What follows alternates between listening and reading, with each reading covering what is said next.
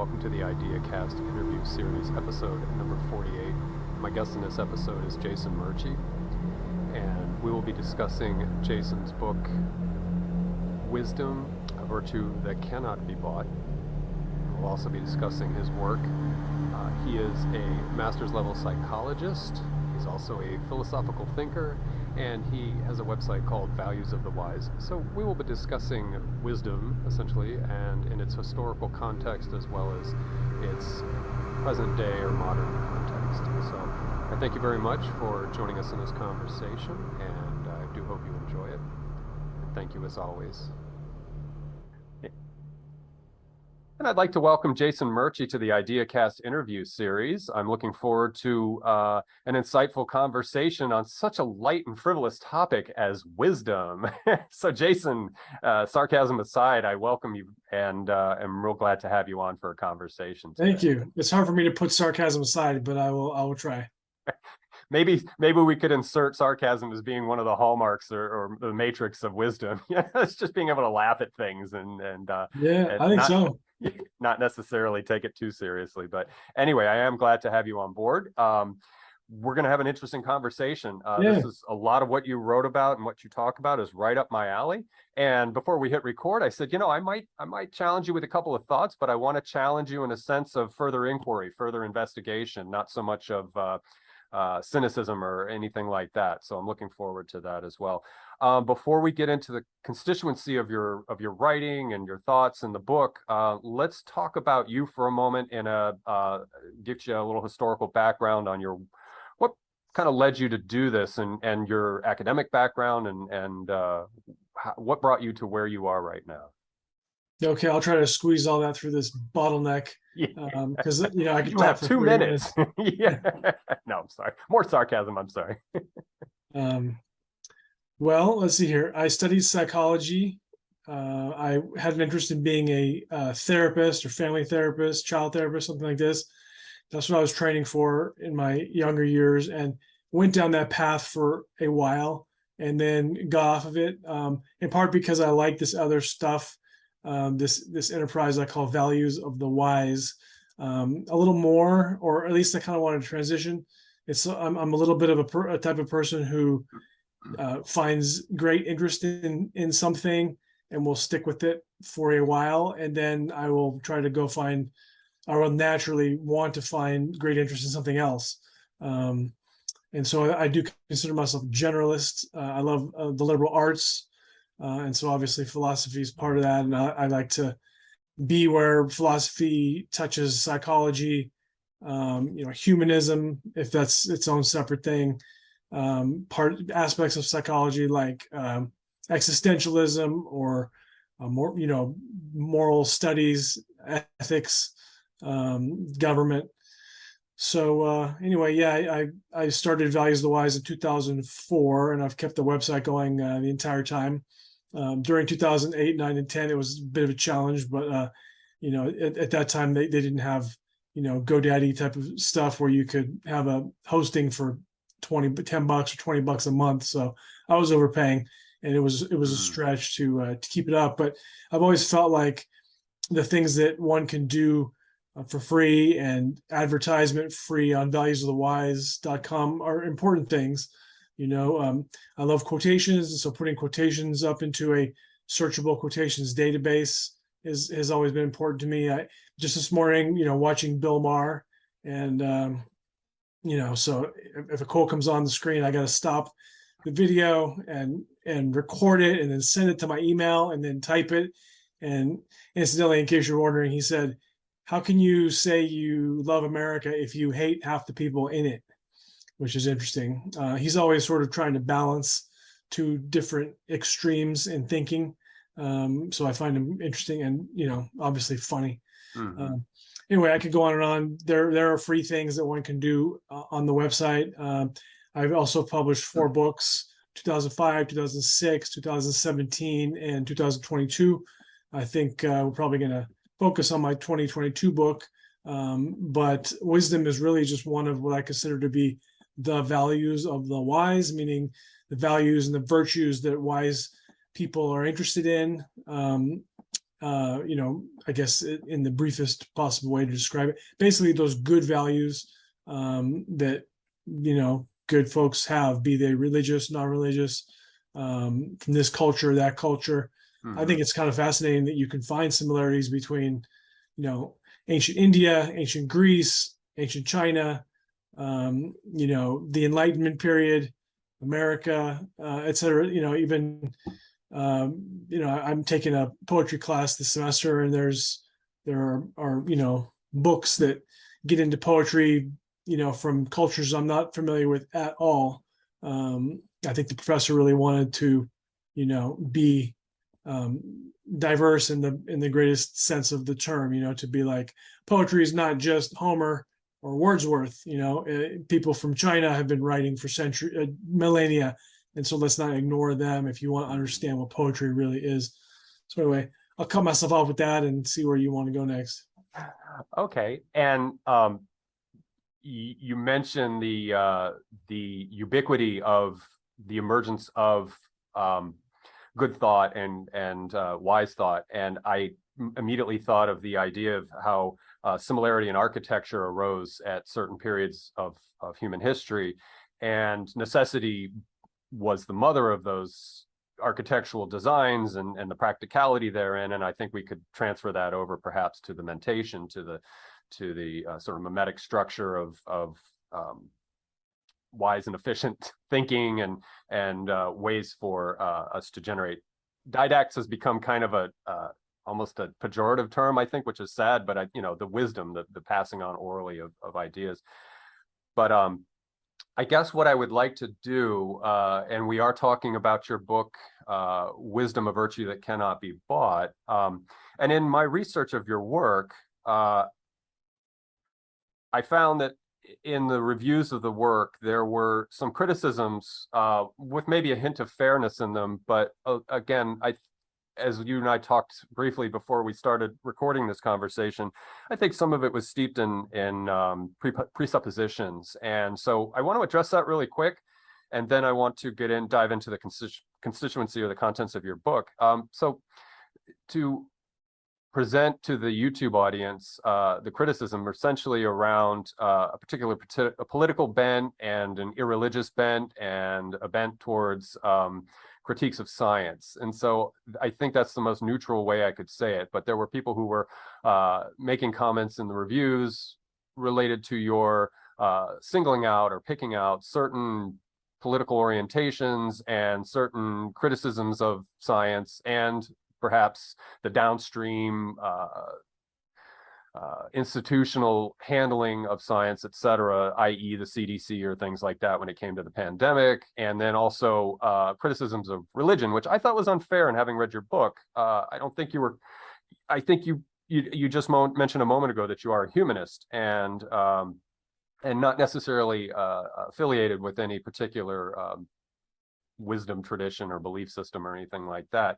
But I found that in supplying quotations from people and just your words in general, I didn't see that was the case. Also, with regard to politic, maybe I could throw a steel man of these reviews out to you and you can challenge it or just say, yeah, this is kind of where I'm coming from. So to say that you are critical of the pseudo-conservative movement in 2016 through 2020 and the Republican Party, or however you want, Donald Trump, however you want to present that, I would then say then it would be fair to say that this is a regressive system, it's a regressive ideology, and if we wanted to be fair, I think we could mine out regressive ideology on the far left. We could find this dipole system that we find ourselves in, or this deeply bipolar system that we find ourselves in, that we find regressiveness on either side. And so to be fair, would you agree that we could equally take to task, I guess, persons acting in bad faith who seem to be representing progressive causes, but maybe are just going for narcissistic dopamine hits or whatever? So I'll stop there because I just want to, for the audience, I want to make sure that they understand where you're coming from and your idea of fairness in this regard.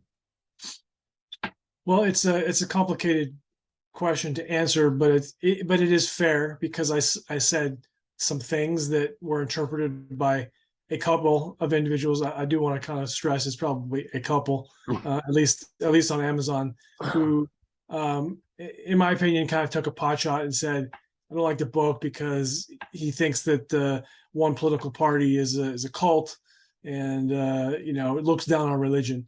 And I can't say that I disagree with the statement that one political party is a cult, because I think demonstrably it is, at this time at least. And every time I see further degradation of the Republican Party, it pains me, because this is Lincoln's party. It's Teddy Roosevelt. It's my father's party. Mm-hmm. It's just become a farce. And it's not like the Republicans came in on a meteor and then started ruining stuff. It's like they're sort of part of the entire milieu, with social media feeding into it for profit purposes, and many other institutions in the country flagging being just plain corrupt. I have a hard time thinking of institutions that are particularly meritorious nowadays. Everything from the military on down to the organized religion, the Catholic Church, if you want to call it that, the Southern Baptists, education, higher education. Everything is so troubled.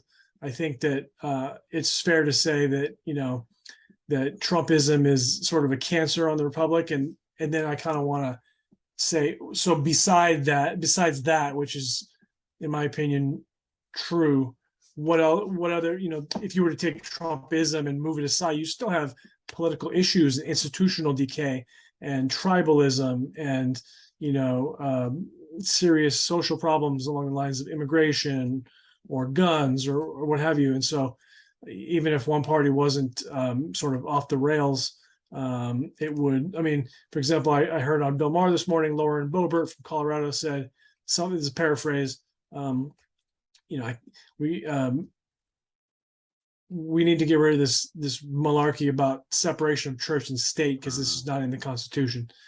And so it's like, eye roll, because it's like, what will the next inroads be to what I consider to be, good, proper values, if separation of church and state is under, attack, if no, gun legislation seems to be possible with one minor exception, and of course we're spending.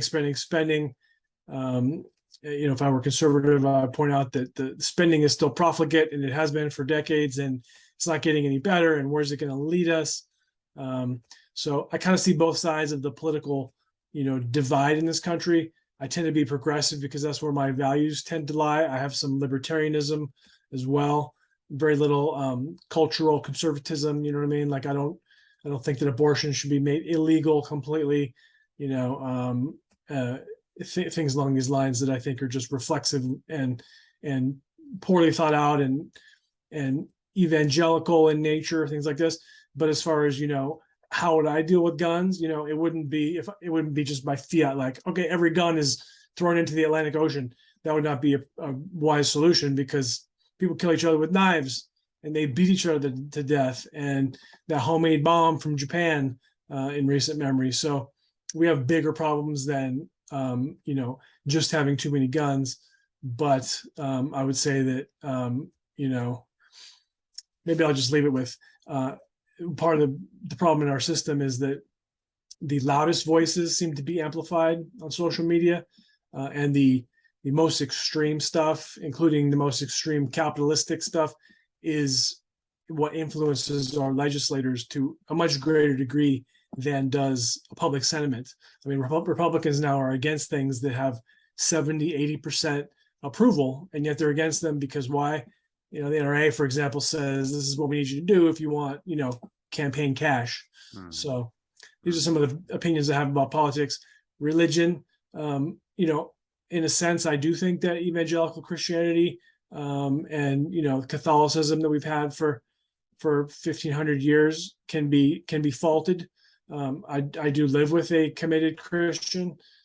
She goes to church Monday nights. She's always talking about God. God will figure this out.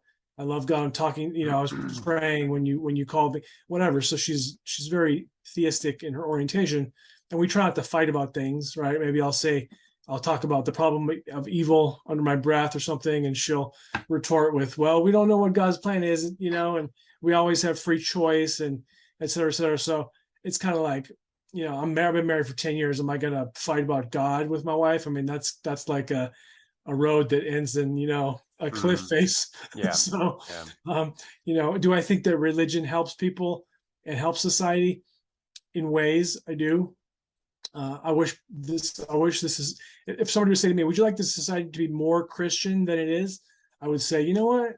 I'm not going to instantly say no to that, because even though I'm a secular humanist in my orientation, pretty much kind of agnostic, I do think that if people were more Christian, that might be better for us, because, I don't think that would head in the direction of like witch trials and, Handmaid's Tale and all these dystopian the stuff. I think it would head in the direction of, peace, love, and charity for thy neighbor and stuff. And that would be a better society than the one we currently have. So I'm not really into theism, but I do see that, true religious devotion to all those good values that most major religions tout, and kind of overlooking the ones that are, foolish and myopic and inhumane and antiquated would be good. But a more Christian society wouldn't even be something that I would instantly say no to, for example. Mm-hmm. Yeah, and it depends on who's doing the projecting behind the terms, right? So you mentioned Lauren Brobert, who I wouldn't consider to be a Christian for a moment. I think she's performative entirely. Yeah. And so I'll say that without any reservation. But I've met people who walk the walk. And there are people out there whom I deeply respect who are trying to reform Christianity and bring it back to where it's supposed to be. And I am behind that. I would love a second reformation of Christianity. I say that in some of my interviews. I would get behind that 100%. I'm non-theistic myself, but I absolutely love the liturgy and the ceremony and the connection, the regalia. All of this is woven into our beingness as we go from generation to generation. I'd say it's more mimetic than genetic, or more, to actually point to anything supernatural, but it is part of our culture. And I think it's essential. But if we can have a healthy expression of that, and people projecting positively and balancing the light and the shadow, to get Jungian by projection, to also talk about the what a philosopher I follow calls it the cult of innocence, where it's always about being pious and righteous and never examining the shadow and never looking in to the darkness, but and ignoring it and letting it grow and grow and grow until somebody shows up with an assault rifle somewhere, kills a bunch of people because they couldn't manage their shadow. But and then to cap off politics for a moment, I try to maintain centrist views, and I agree with you, and that's why I said pseudo-conservative earlier, because I think true conservatism has been grievously injured, and I want it back. I want real conservatism to come back, and I want real, honest, good faith debate between good faith people, between progressive ideas and conservative ideas, and finding synthesis in that. And there are good people working on that as well. But I do agree with you that things have been hijacked, whether it's corporatocracy on one side or just malignancy on the other side, and buffoonery. It's not looking good, and it's, as you said, it's a cancer that's eating the party within. So I do hope, just much like I said, reformation for a religious system, I would love to see a reformation and bravery and honesty, returning to that particular party. As well as competency and efficiency on the other side. I can take the Democrats, because I'm non-aligned, I can take the Democrats to task on a lot of things. So I'm not championing them in any way. That's just my opinion, of course. But I heard Brett Stevens, a pretty reasonable Republican, say something recently, and I probably would be mischaracterizing it, frankly. My memory is not fantastic. He basically pointed out that, when you hear something on immigration or, other hot topics, maybe abortion, it's sort of like the heartless versus the dumb is kind of how it's an oversimplification, right? Because not all progressives are dumb and not all conservatives are heartless, but it's interesting to see that, that there's a grain of truth in that. I wish the conservatives could enlarge their vision for what, a society should look like, and how to love thy neighbor and think of the whole in the most pro-social and true Christian sense. And of course, I think progressives they get way off track with some of the stuff. It's like I didn't think that pronouns was a big thing like 2 years ago. Now it's a big thing. Yeah. And, and so it's just kind of like head in hand, because it's like, you guys are worried about pronouns, Twitter, you're having a Twitter rant. It's like, what happened to the old school, Howard Zinn, like civil rights struggle type stuff against some of the things that we have going on. That's where the meat is, not who said what on Twitter and what does it mean about them. And I mean, Al Franken was shown the door in like 6.5 seconds by Kirsten Gillibrand and other people in the Democratic Party for being a creep. But it's like, I don't know, should all of his statesmanship and proper, he wouldn't even, do, I'm talking about the former senator from Minnesota. He wouldn't even do media appearances outside of Minnesota. Not that I know of. Like, he wouldn't grant interviews to anybody and everybody in the United States, because he's like, I'm a former comedian. I'm here to serve the people of Minnesota, not, grandstand and try to get my brand, whatever. So to summarily send him packing, it was pretty sad. And a little bit, I feel like sometimes progressives create like a circular firing squad, and it's just like, no. Yeah. It's you hear the common battle cry of identity politics, which both sides do, but I think the Dems have made a big idol of that, a big statue of that, and they can't get away from it, and they get charged with the elitist bi-coastal frame as well. And I think some of that is fair. I think they lost, Reagan took the working class from the Democrats, and they've not done anything to get them back. And that's one of my biggest criticisms, is that they talk about egalitarianism, but they, let's talk about the working class. And the Republicans are an enemy of the working class as far as I'm concerned, because they pump all this amygdala capture into them to keep them distracted from things like jobs and dignified wages and union security and all these things. Everything's been stripped away, and no wonder there's so much outrage and anger. Nobody's doing anything, and that's where my heart goes, is to the working class. They're the ones that can be, with a little bit of education and a little bit of esteem, can bring America, I hate to use that creature's phrase, but we can make America much better than it has been recently by reinvesting in the working class and the lower middle class. And that's where my heart goes. But anyway, you and I, thank you for your coverage of that. I just wanted to lay that out, and now we can get into the lighter, to clear the clouds a little bit and let the rays in to talk about your book. I mean, just to clarify, I think the context of what we were talking about was that in my book, I bring in academic aspects, like from psychology, sociology, what have you, try to quote a study or, some hallmark concept like Maslow's hierarchy of needs or whatever. And I'll bring in some philosophy. And I think those things blend together, in a beautiful way. And I get it right to some degree, I think, in the book.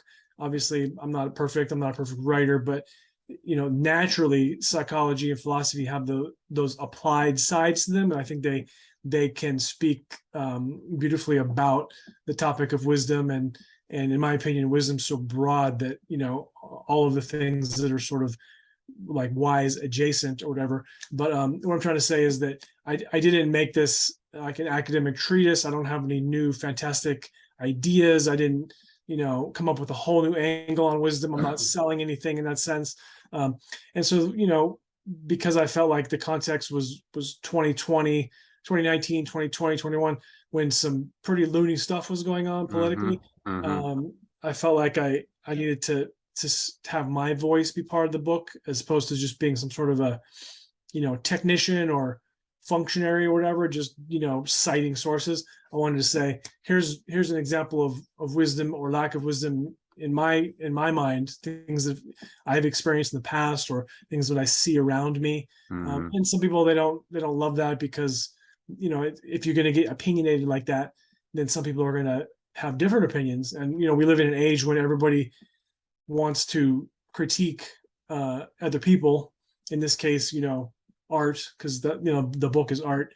And so it's easy for somebody to throw up a criticism and say, oh, he said on line 1927, he said that Trump is a madman or whatever. So that obviously means that, da da da da. So that's the context, is that I was sharing a lot of myself and my opinions. And, I don't think my opinions are absolutely above reproach. I mean, of course, I believe in them or I wouldn't have them, but I'm not saying that my opinions are, just like rock solid, perfectly thought out, never changing, eternal. That's not the case. So if somebody wants to criticize any part of my book, then that's fair, because I'm not. This is not like God didn't hand me 10 commandments and say here's what you should write about wisdom, and so I'm probably wrong about some stuff. Well, you're throwing out ideas, and so there's an asymmetry in the criticism that the apologists for people like Donald Trump or whomever who are writing these criticisms are outraged, and they want to be heard, and they want to express their discontent, but yet the criticism is that you are outraged and you're expressing your discontent, and how dare you. So the asymmetry will not be lost on observant people, and so they can think about that if you're entitled to be outraged, and here's the thing, I will defend a certain generation of people who found that movement to be enticing, and that it goes back to my blue collar rant that I had a moment ago, in that there is genuine suffering out there. There are people who are genuinely lost, and I don't mean lost in a judgmental sense. They've lost hope, they've lost esteem, they've lost their pride. They don't have good jobs. They don't have a leadership that they think they can count on. They may be questioning their values and faith and things, and so this gets projected out in odd ways. But I understand the pain, but when sociopaths capture the pain and use it for currency, this is where we get the kind of irrational behavior that we see. And so this ties into your book Wisdom. And if we could retreat for a moment to our cave, and not Plato's cave, but just a solitude, somewhere where we can sit and reflect for a moment, a monastery, if you want, and think about this, that it's all about manipulation. And so anyway, I'm rambling, but I want to just point that out, that if somebody wants to be triggered or upset by the fact that you're critical, or you're feeling frustrated, or you're feeling helpless in a period where we see a lot of things degrading, fair's fair. So that's that. You were singing my tune for a minute there. I do, on the one hand, I think that elitism is the thing. You don't want the top administrator in NASA having been appointed because you had a lottery for the administrator, right? You want the best person for that job. So that's fair. But by and large, America is leaving huge numbers of people behind. And of course, with 400 million guns, for example, shoddy healthcare coverage, and a list of 25 things, it leads to social problems. And if everybody were healthier, happier, more content, more loved, more a part of things, we would not see nearly as much like external. Actually, we see externalized and internalized signs of problems, right? A lot of people are depressed. A lot of people kill themselves. Unless I'm mistaken, I think that's one of the top uses of a gun, actually, is to kill yourself, not to commit a mass murder. Right. A lot of people quietly kill themselves. You never hear about it, but it's still a massive catastrophe for that person, in a sense, and also for anybody who knew that person. So I think that empathy and compassion and solidarity, all these things are hugely a part of my thinking in the book, and probably wisdom to a degree. Yeah. And I caught that spirit. And so I'm going to segue for a moment. If I were to describe your book, I would say it's a great compendium of not only your thoughts, but a bulk constituency of other people's thoughts. You have a lot of quotations in the book, and you started with Stephen Hall as being an inspiration to you, and that this may be a iterative offspring rather from his work, and we can talk about that. But yeah, I would say your book for the audience, if we haven't driven everybody off with our talk about politics with whatever. We are allowed to speak our minds, and you're welcome to comment in the comment section. No, but I think it is a great collection of ideas, and it is a place to start for some people. I think you could pour through centuries of thoughts and ideas, and you, as the other person in the audience there, to gather together kernels of ideas and thoughts, and I think you did a good job putting everything in one place.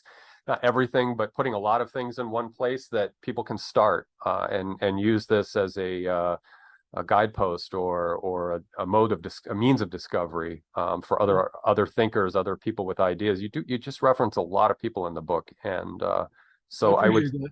yeah, I mean, if somebody wants to take $100, they can go a long way toward studying wisdom. My book, $15. Stephen S. Hall's book, $15. Everything you can learn on YouTube is free. mm-hmm. You know what I mean? So it's like, if you have an interest, the sky's the limit in regard to studying wisdom or, values. That you see a lot of stoicism on YouTube now, that all that stuff is fantastic. Yeah, and I think you mentioned stoicism, and the part of the title of your book is a virtue that cannot be bought, i.e., wisdom. And when we talk about virtue, I think in having gone through your book, I would say that wisdom is a composition of virtues. And you mentioned synthesis in some other interviews that I've watched when I was doing my research on you. And I think it really is a synthesis project. And that's the beauty about it, is there's so much complexity and diversity in that which can constitute an individual's subjective possession of wisdom and the distribution of wisdom through words, thoughts, actions, writing, whatever it might be.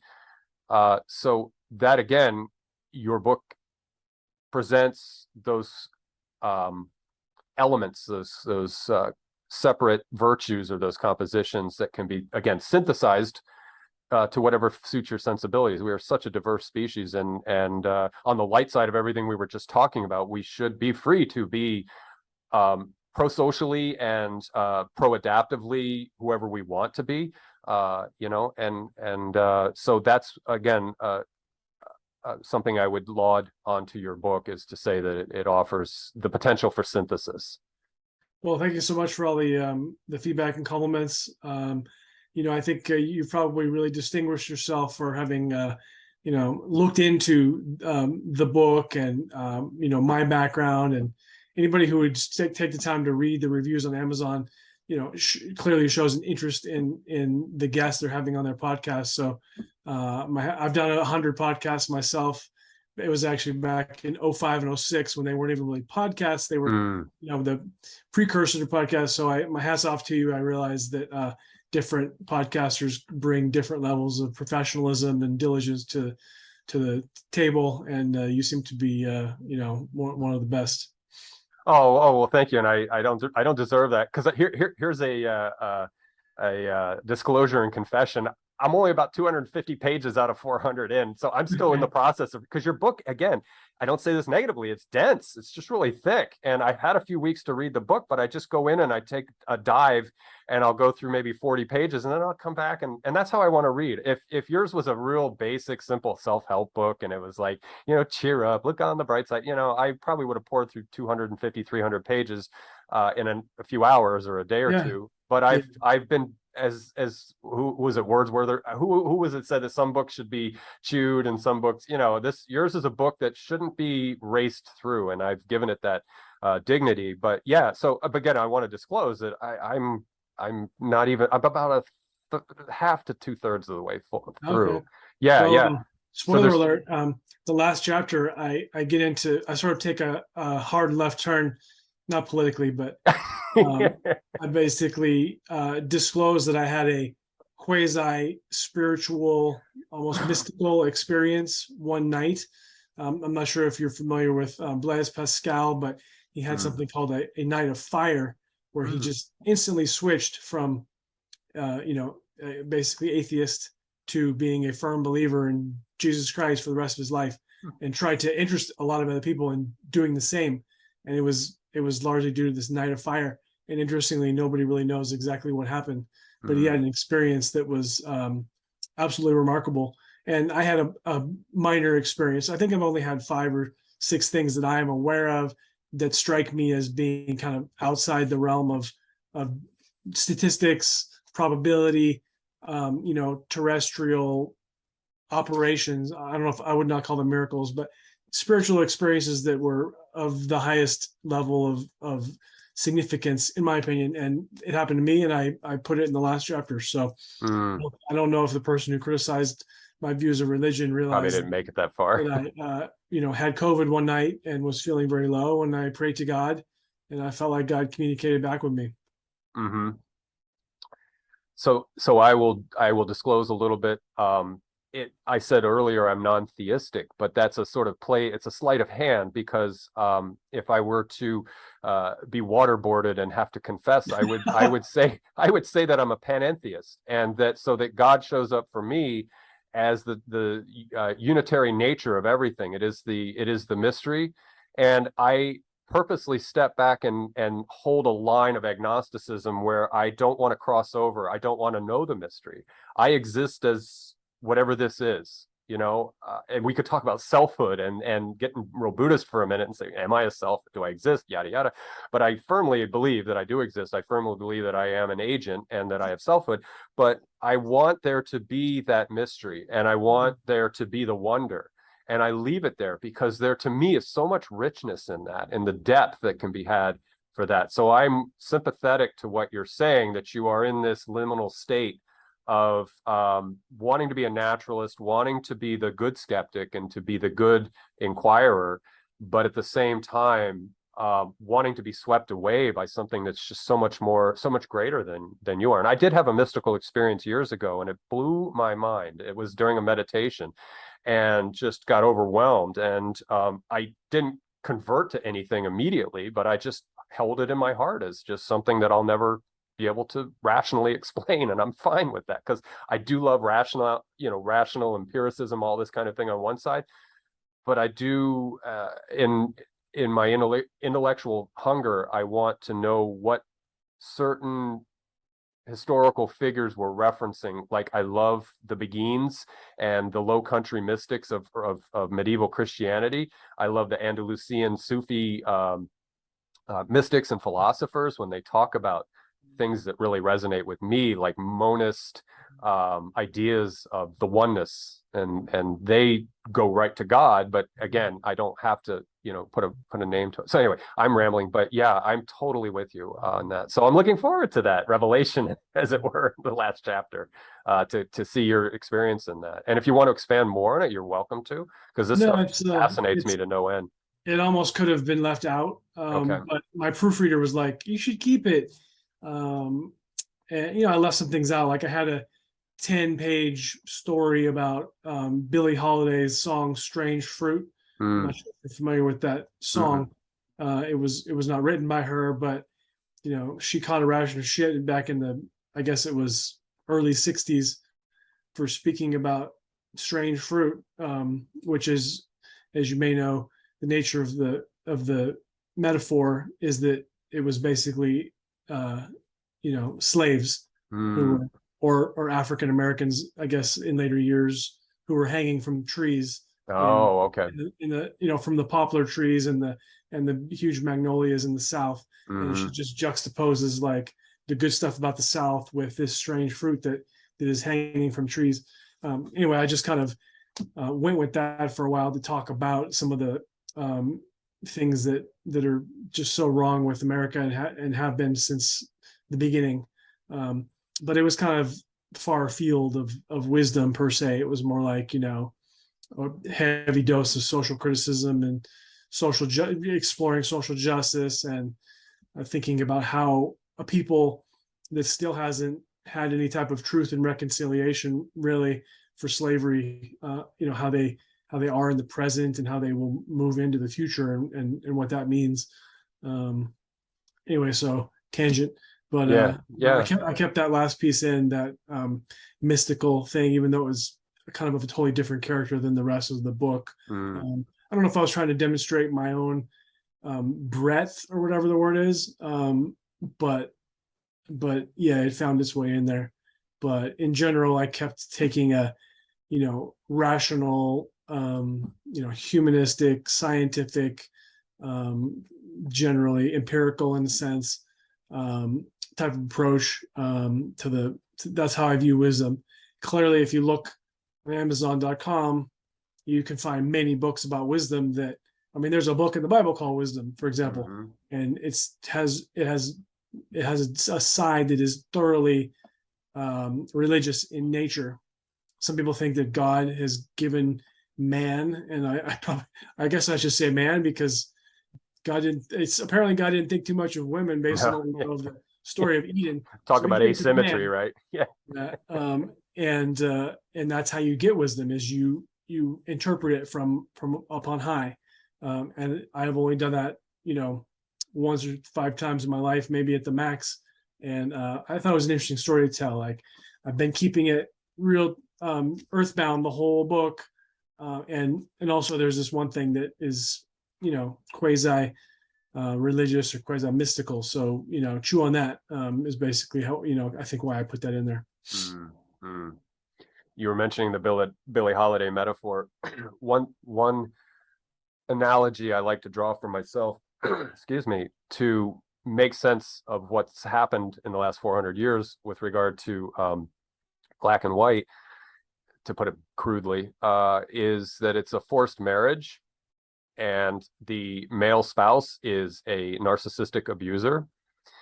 But I think the male spouse is not lost, and that it has potential, that if he can go into therapy, that he can understand what he's done to his wife over the years of this marriage that the wife didn't ask for, but nonetheless finds herself with a partner who has done reprehensible things. And who is the counselor that can sort this out? And that's where the metaphor starts to fall apart, because, what is the counseling mode and process of reconciliation? But that's the analogy I like to draw, is that there was a forced marriage, arranged marriage, and the female partner wanted nothing to do with that, and endured a lot of abuse, which happens a lot in our world and our species.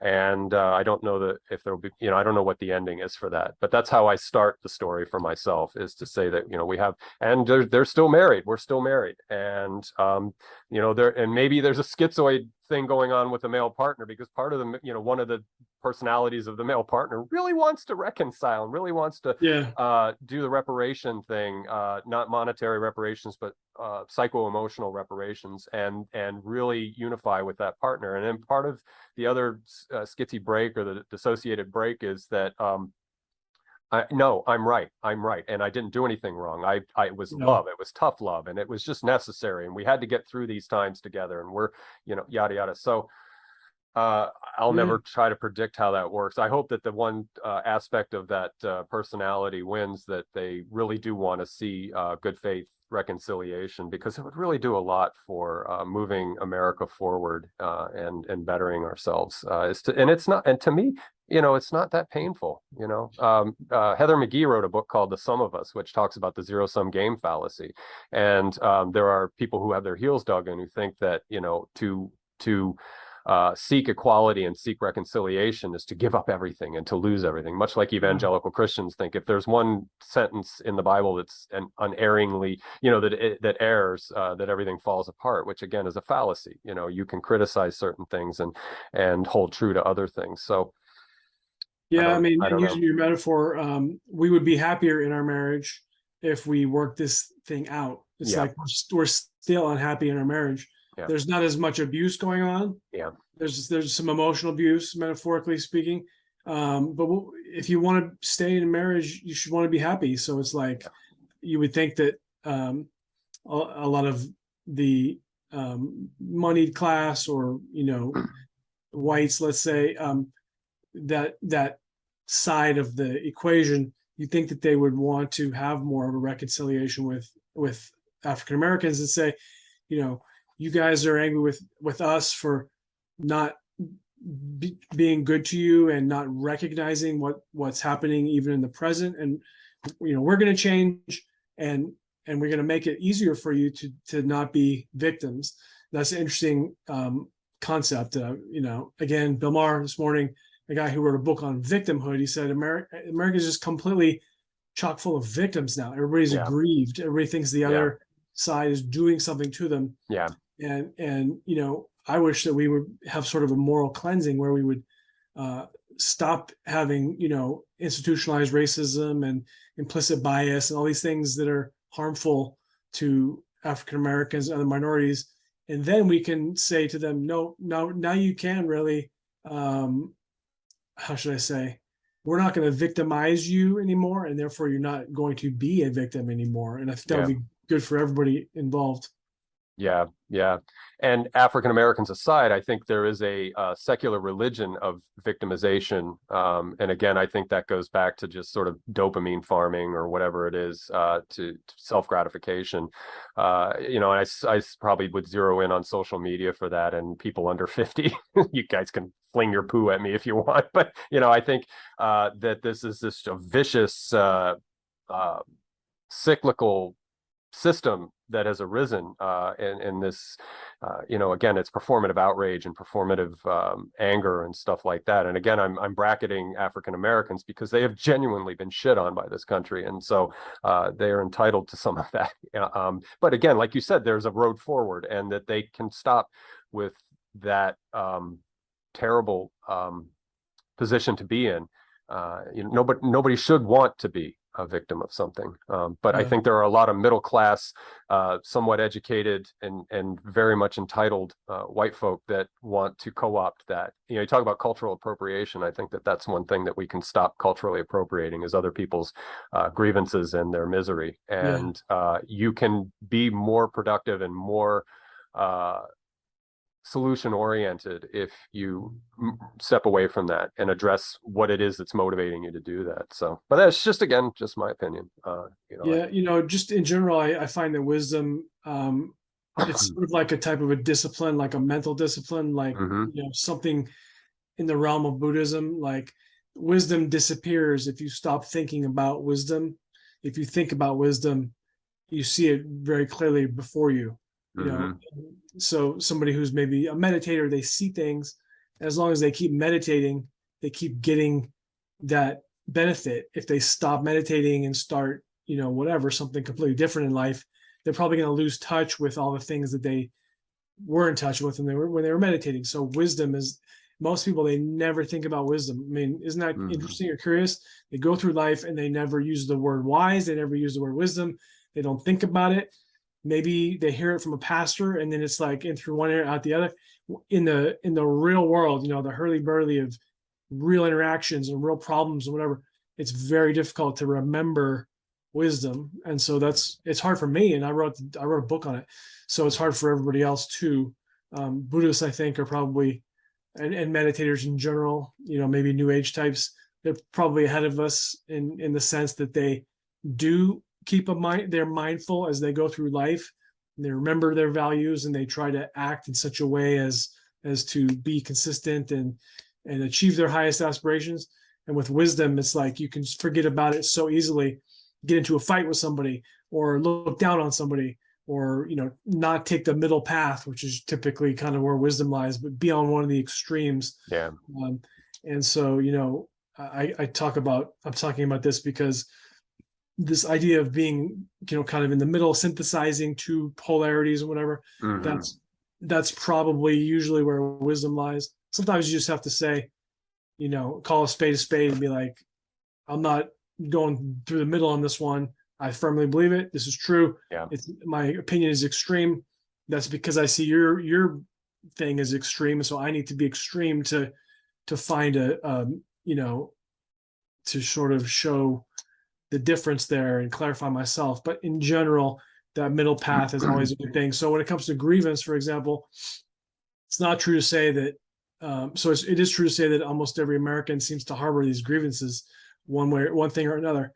However, the middle way, the wise path, is to be like, some things I probably do have a proper grievance, like a legitimate grievance about, but come toward the middle, because unless I'm caged, I can sort of use my mind and other resources to sort of come away from those feelings, because grievance is a feeling, right? So come away from those feelings of anger, and sort of do better in life, get on with life, move away from that. And And then of course the other extreme is sort of, maybe somebody doesn't even accept that they have any limitations that are structural or external or whatever, and they could probably do well to be like, like sometimes being a perfectionist, I should probably give myself a break and realize that there's a external thing that, or that is a legitimate factor that bars me from doing something I want or achieving something I want or whatever. A lot of it's internal, obviously, right? But sometimes perfectionists, they get down on themselves before they would think about the external issues that are causing them trouble. Mm-hmm. Mm-hmm. One thing that when I try to scan the landscape of the social ecosystem, that I'm noticing is that, and I'm going to be dramatic when I say this, but I'll back away from it immediately, is to say that we're sort of becoming like our machines right now, and that we have this very binary algorithmic thinking, much like our machines, until we get into quantum computing, which might change us for the better, who knows? But, it's off on, up, down, spin up, spin down.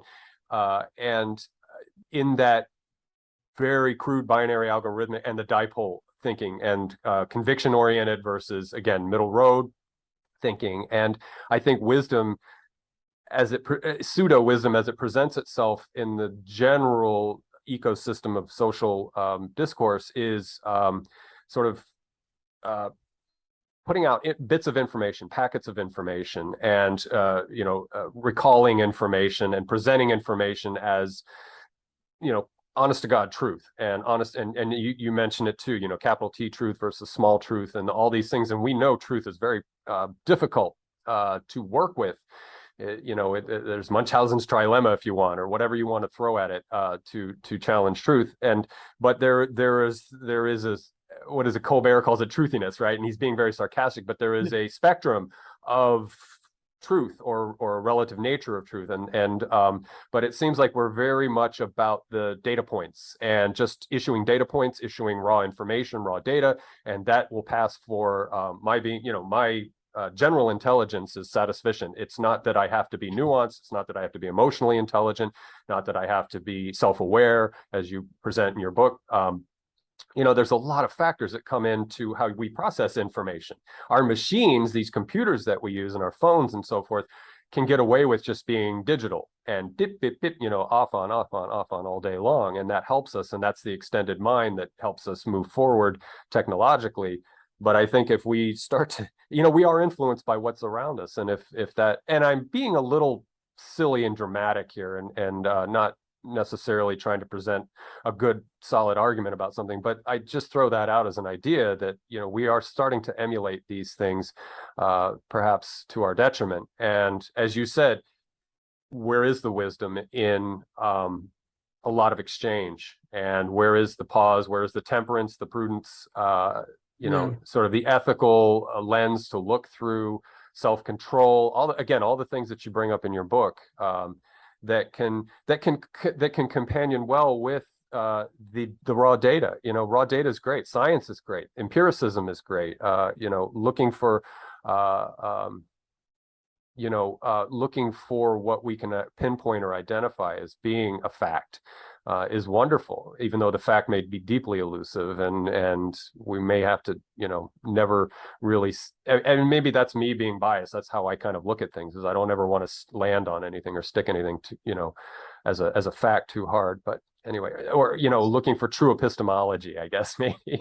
Well, you're in the minority, because one of the human tendencies is to do the opposite of that, to seize on things very quickly, use their heuristics and their algorithms to just be like, I get it, this guy's a, what I mean, like we're so polarized and tribalistic now that a person who is so what's the word, so comprised mentally, they think they can peg somebody in 1.5 seconds. You know what I mean?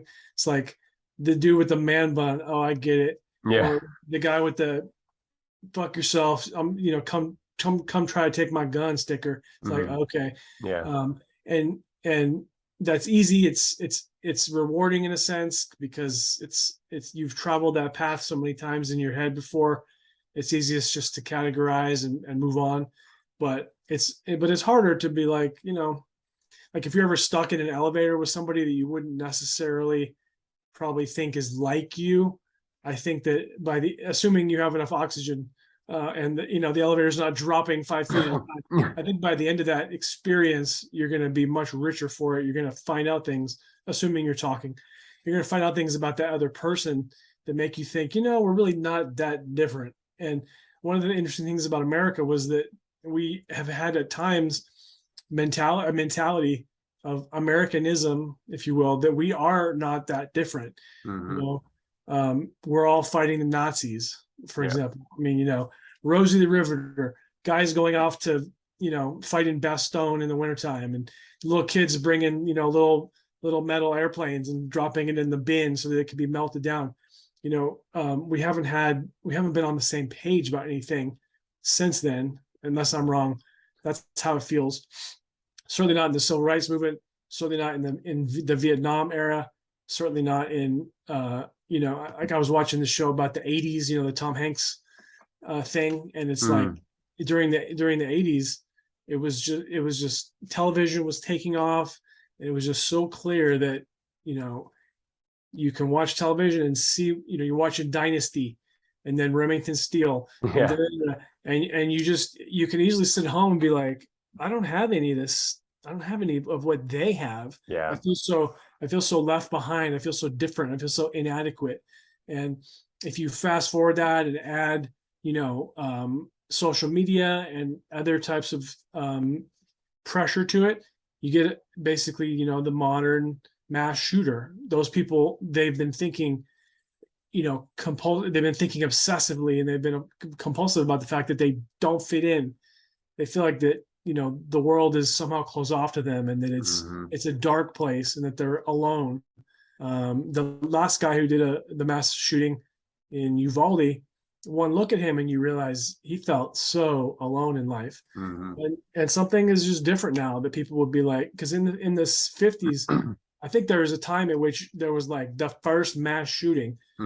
Like there's a date during which the first mass shooting happened. I think it was in the 50s.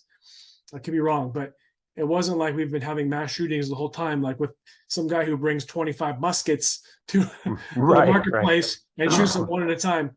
It's like, it's a modern phenomenon. It's not more lethal than car accidents or cigarette smoking, but it's pretty damn bad and very scary because of the randomness. I don't know why people are not more scared by car accidents, because that's fairly random too.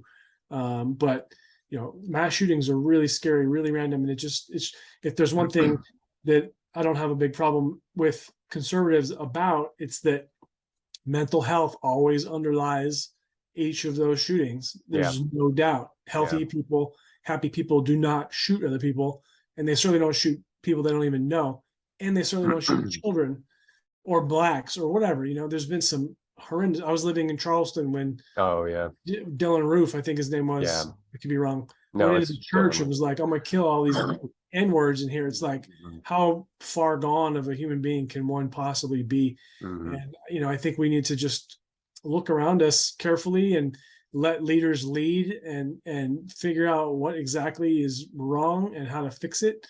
I kind of bounce around some ideas in my head from time to time in a blog or maybe in the book, but I don't think it's a simple answer. It's certainly not as simple as remove all of the guns. This is not Australia. It's not going to be feasible. No. The answer is definitely not, well, I'm trying to think about what the Republicans would have in mind. Give an extra $5 billion to mental health services. And that's like it's somewhere between a Band-Aid and a splint. It's not sufficient to deal with the magnitude of the problem that we have created for ourselves. Humans are amazing in their ability to create problems for themselves. I mean, I'm not, like Jean-Jacques Rousseau over here, but I think that there was something that was just simpler in times past. Even if American Indians were, fighting with each other to some degree, there just wasn't as much chaos and buffoonery and bullshittery as there is in modern America. And something is up.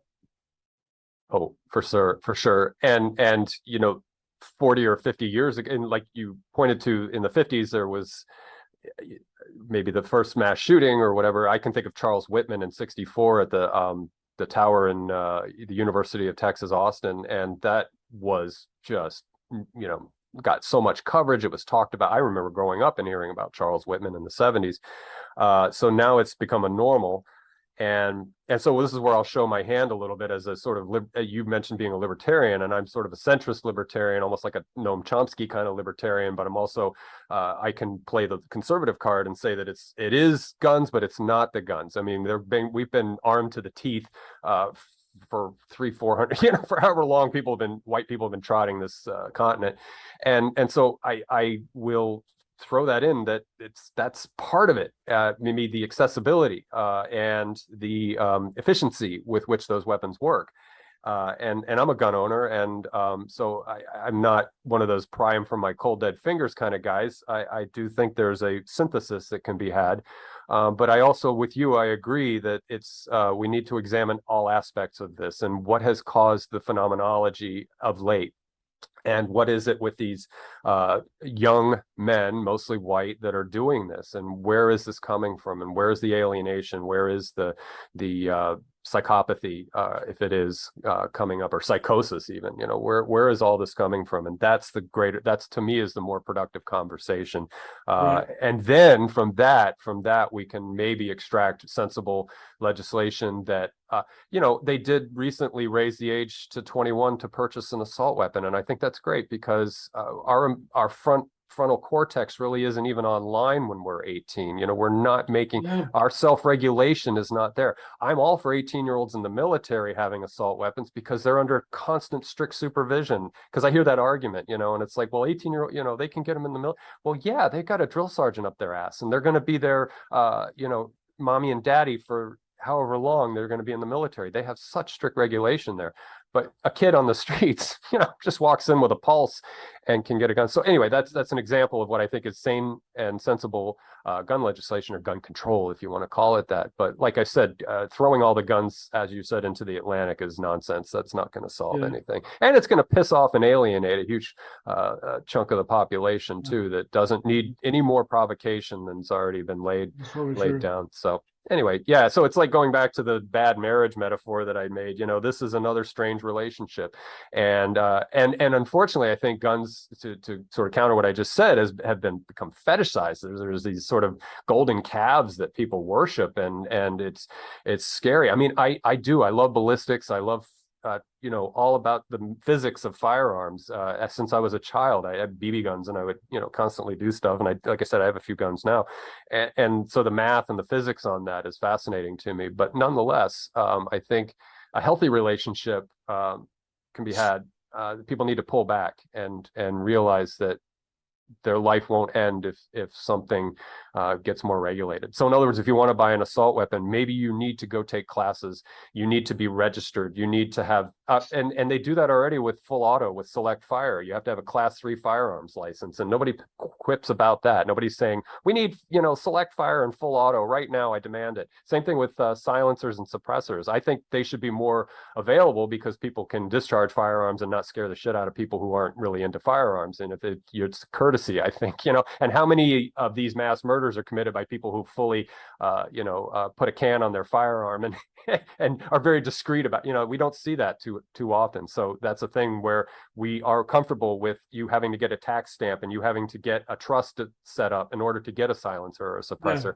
So, there are these steps that we've already got in place, and a few more steps just to keep 10-year-olds from being turned into hamburger, I think is a great idea, and should be talked about by the gun enthusiasts as well as the sane and rational people who want gun control, because there's obviously a lot of people who are just like, get rid of the Second Amendment, yada yada yada, and it's like, well, then we unravel everything else. I like that slippery slope argument. I think my right to free speech is good, and I think the second can be kept in there. And yes, I get the slave argument, but we could talk about that in every context with the Bill of Rights. But anyway, so I'm rambling. I'm on a soapbox. Cut this guy off. Yeah, cut me off, damn it. No, it's fun to talk. There's a lot of stuff that I commiserate with and agree with, find interesting. I guess one thing I'll kind of throw in there is that, when you look back on ancient Rome, you can see how they went wrong. You can see all the steps because it's Mm, been so thoroughly researched hmm. and documented and so on and so forth, theorized about. And you have pity on that civilization for making so many mistakes, some of which probably were not really their fault. But if you were to have to classify Rome collapsing, you probably would say that most of it was unforced errors and unintended consequences and foolishness and greed and all those human foibles and vices. And so I think that America is a special place. It has achieved greatness a time or two, has a lot of potential. Our aspirations are beautiful, but we're kind of heading down the path that Rome Yeah. went down.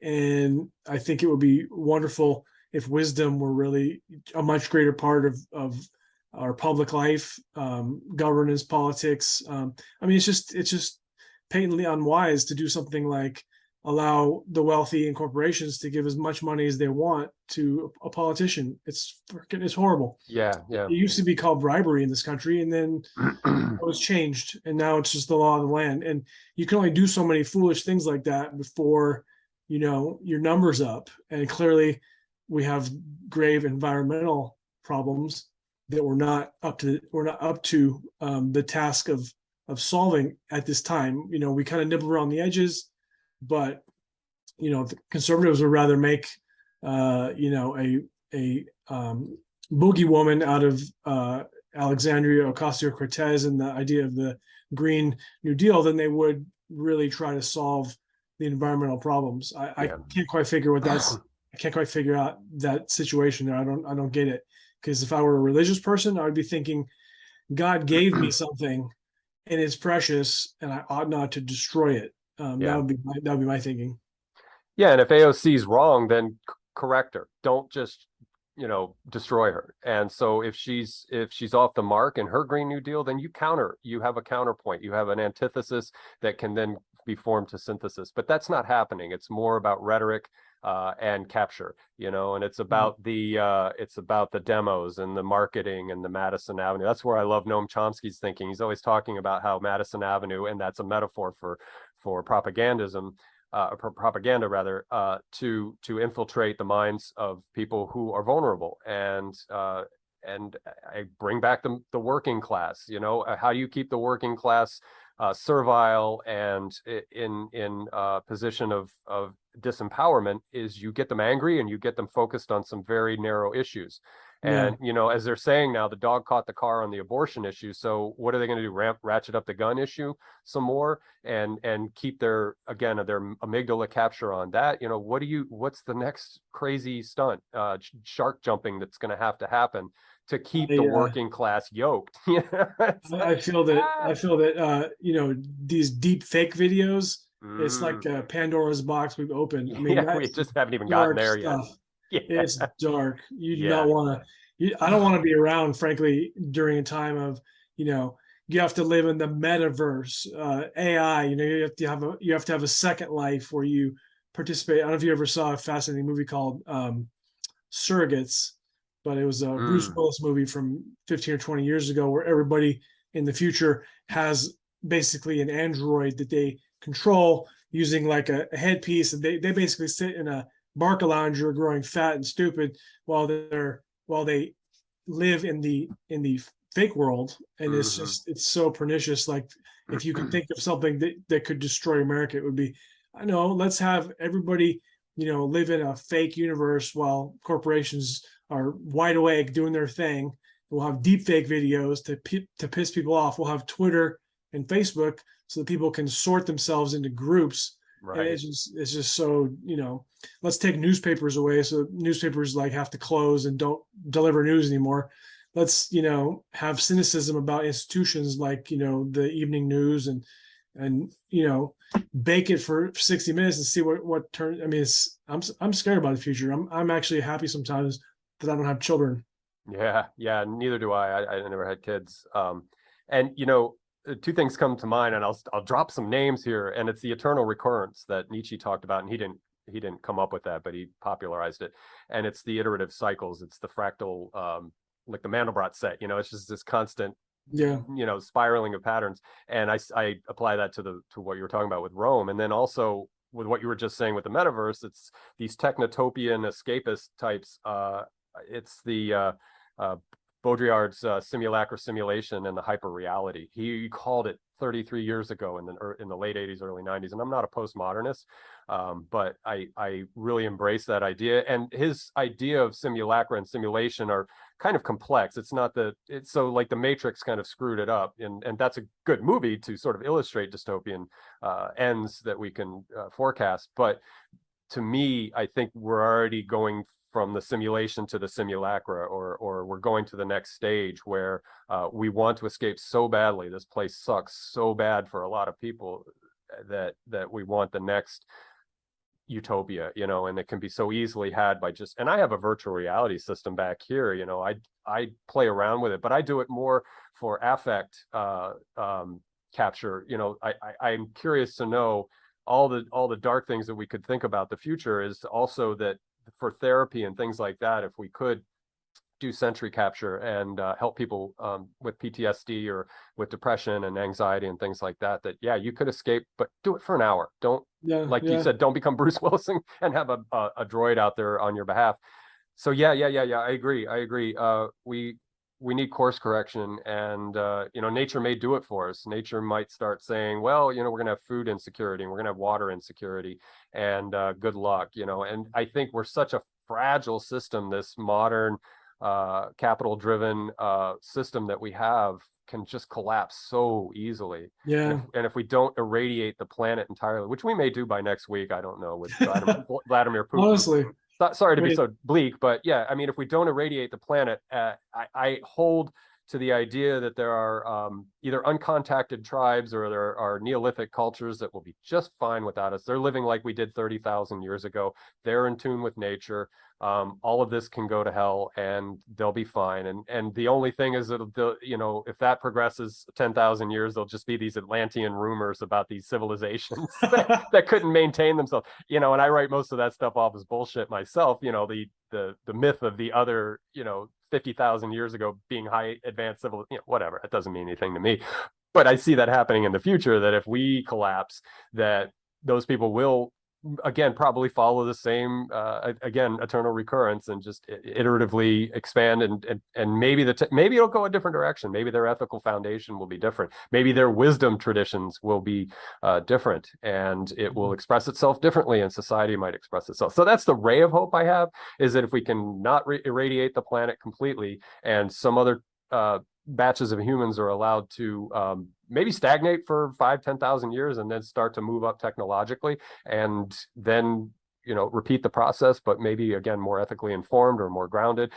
And our cortical capacity happened by a fluke. That we had this minor mutation, and it was the RGAP11 gene that brought on board these extra folds in our brains. So we could always hope for that there's more folds that come along in the future, serendipitously and happenstantially, that the first iteration allowed us metacognition and self-reflection, and we got above just being instinctual creatures. So there's that potential too, I look at, to comfort myself, is to say maybe we get a little bit more foldy and we get a little more capacity, and that gives us the ability to tame that, again, the amygdala or the lizard brain that you reference in your book, and have more mastery over that.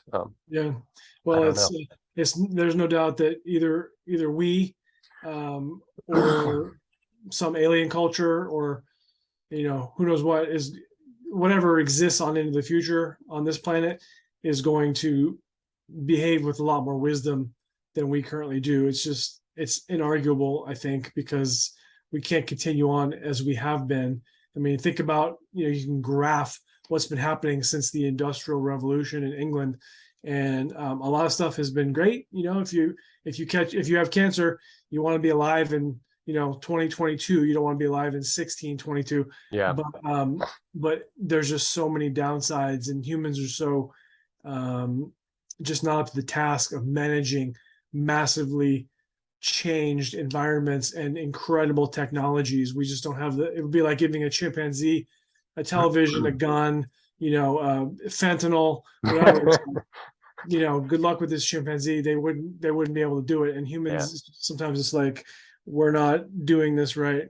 But it's been great speaking with you. I certainly have a lot of respect for some of the things that is in your gray matter, and I appreciate the way you took the book very seriously, because I've sent the book off to a lot of people and I get a lot of non-responses. So some people, they just don't take to it. So I appreciate that you did. Well, I'm a synthesis guy, and so wherever you may land, wherever you may map onto the the cultural system or the intellectual system, you're in good faith working for solutions. That's what I want. I want solutions, and they can come from the right, they can come from the left, they can come from this religious background or this secular background, science, reason, myth, whatever. As long as they're oriented towards solution and synthesis, and that's what I'm all about. I want to see those inroads being made. So those are the people I want on board, and you fit the mold for that. You're perfectly fine for that kind of conversation, as we just demonstrated. We probably touched on so many things that will make sensitive people cringe, but you know what? The transcript would look pretty silly. It'd be like, good God, these guys spoke 50,000 words in 90 minutes. Yeah. But I know my audience, the people that are subscribing, the people that watch all the way to the end are rational people, and they can appreciate this kind of dialogue, because I think this, to wrap things up, this is a kind of exploration of wisdom. It is putting out ideas. It's opinionated, but we are opinionated creatures, and we have to start with that and then go back and forth and have conversations. So but yeah, so here's to your book getting more exposure and getting out there in the world, and having affect on people, and starting conversations like the one you and I just had for wherever they may go. As long as they're solution oriented, that's all I ask of others. Think of solutions, think of the betterment of, and I always like to say the species, right? Because like you've mentioned tribalism before, and tribalism is great again for those uncontacted tribes. I watch those documentaries. There is a murmuration or stigmergy in that tribe, right? It's a mimetic or social stigmergy, like the ants and the pheromone trails, and they all have a sort of decentralized, organized collective idea or collective process, and that's what I see in those primitive tribes. Is they all know what their job is, they all know what they have to do, and there's none of this. There's no Elon Musk in the tribe, there is no Jeff Bezos in the tribe. There are shaman, Shaw women, and persons of elder sage and so forth, but everybody just sort of works together, and it works because then you eat, you have shelter, you have the plant medicines, you have all the things that you really could ask for in that structure. And so I always think of those folks when it comes to us. As you just mentioned a moment ago, we've exploded. We've just kind of lost so much since the Enlightenment experiment or Enlightenment project, that we have to reorganize, we have to find ourselves, and we have to refine that murmuration and that stigmergy. And it's worth noting that those tribes, as far as I know, they don't kill themselves, and they don't really kill other people except for rare occurrences. They certainly don't go on a spree with their spear and try to kill every person in the tribe if they could possibly, if they're upset. So, and they're happier. So it's worth thinking about. We could learn a lot from people who we sort of might have a knee-jerk response that they're sort of inferior to us. They're wearing a loincloth, for God's sake. But I think we can learn a lot from so many different aspects of so many different things in the world. Yeah. Because there's a wisdom in what they do, and it's unspoken, which is really fascinating, right? I love the term stigmergy because it's just spooky, and we're not pheromone driven creatures, but we are mimetically driven creatures. We are social creatures, and thought and language are our pheromones, and how we pass things along to each other, messages along to each other. So Jason, why don't we hit a bookmark on this conversation here? I can bring you back, man, and we can invite me back anytime. Yeah, we'll talk about something. Obviously, it would be kind of gauche to talk about my book again, but we could talk about a different topic completely, or you can have me on as a co-host, and we'll talk about what the third person wants to talk about. Anything would be cool. Yeah, that's interesting. Yeah, in fact, if you ever want to have a dialogue or trialogue with someone, reach out to me, and we get together. I think you were on with there was a podcast that I didn't catch yet that you were on with somebody else, and I don't know if you were in dialogue with them, but yeah, I love that kind of thing, and just looking through ideas and exploring thoughts and possibilities and so forth. So yeah, let's leave that door open and go from there. And so for anybody that's left in the YouTube audience, I very much appreciate your patience in this conversation. We touched on some things that need to be touched on. You may not agree with some of the things we said, or you may agree with some of the things we said, but that's where, again, the beauty of synthesis comes in. You offer constructive input, it will be well received, and we can go from there. So, but I thank you so much. I offer you my gratitude. Thank you, Beck. Yeah, absolutely. All right, Jason, I'll say goodbye to you after I stop record, but to the YouTube audience, thank you guys again so much for your participation in this conversation. Passive, although it is, but you can still comment down below if you want. So take care, YouTube audience. Thank you again so much.